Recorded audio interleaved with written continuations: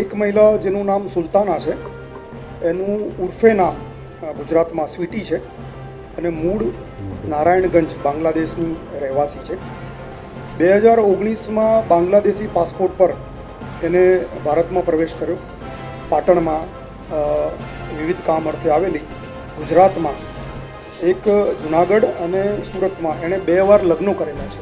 મૂળ આમ તો બાંગ્લાદેશમાં પણ લગ્ન થયેલા છે અને ત્યાં એના 4 સંતાનો પણ છે. એના મોબાઈલમાંથી અમને બાંગ્લાદેશી પાસપોર્ટ મળ્યો છે અને પોતાનું એનું નેશનલ આઈડી કાર્ડ બાંગ્લાદેશનું મળ્યું છે. એ સિવાયની અન્ય મહિલા જેનું નામ બ્યુટી બેગમ છે અને ગુજરાતમાં એનું નામ રિયા શાહ તરીકે એણે મેળવેલું હતું. 2004માં એણે ગેરકાયદેસર રીતે પ્રવેશ કર્યો હતો.